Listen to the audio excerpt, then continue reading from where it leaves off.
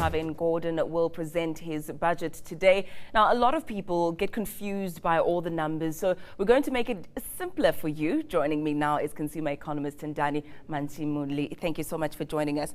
Economists can give us the big numbers, etc., the stats and the figures, but basically what it boils down to is what can South Africans expect? How can their lives be made different after today's budget speech, do you think?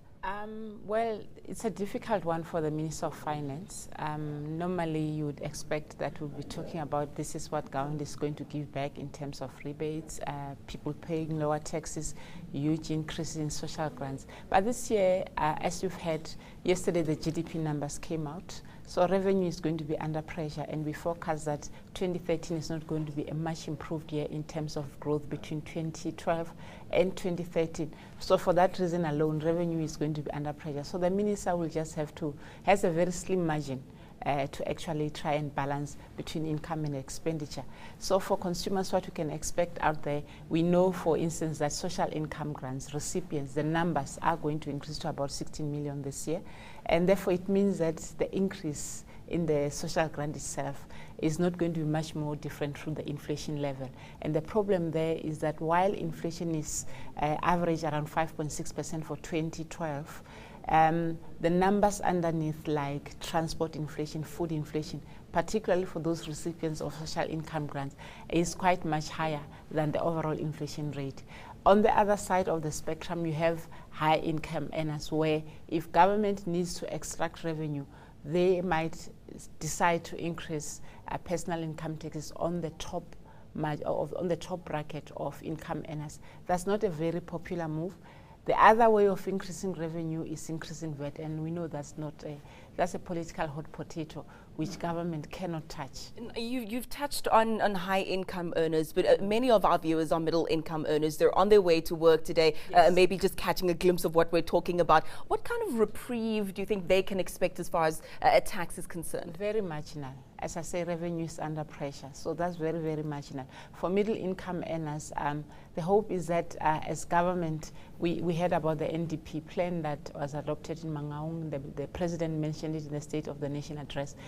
We just want to know, people probably just want to know, particularly small businesses and big business, what is government actually going to do to put flesh in the framework?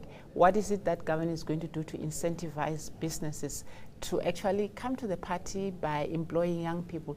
One of the cornerstones of that is that the South African economy needs to grow, absorb more people in the formal sector of the economy. Now, what incentives is the minister going to come up with this afternoon to actually entice businesses to employ more people? I think that's what business wants to know. And also stimulate entrepreneurship. Yes. I know, for instance, they might actually move the threshold of the tax base to say if your business is less than so much, you won't be paying taxes. Again, there's not a lot of room to improve, but the government needs to come up with that. As far as consumers are concerned as well, what are they going to help incentivize savings by? Give them rebate. Those are marginal tweaks that the minister can do. The big ticket items is in the absence of a growth in revenue, because if consumers are under pressure as they are currently, you're not going to have a lot of activity going on in the economy. You won't get a lot of VAT revenue coming in because simply people don't have money to go out there and spend, other than doing so on the back of unsecured lending, which is not sustainable. So what is government going to actually do to get more revenue? I think part of the plan, the NDP plan, is to actually get efficiencies from government. And I think I'm hearing noises by ministers out there, getting more government departments to do more without actually spending more. We know, for instance, that the government salary bill has been growing. I don't think the productivity has been growing commensurately. So I think they need to get efficiencies and outline the steps where government is going to get government departments working more efficiently. And so perhaps get more without spending more. And one of the things that you touched on briefly now is getting more revenue. Yes. And part of that is job creation. Yes. How much of a focus do you think Pravin Gordhan will give on that? It should be one of the big ticket items that comes out of the budget. It's part of the NDP.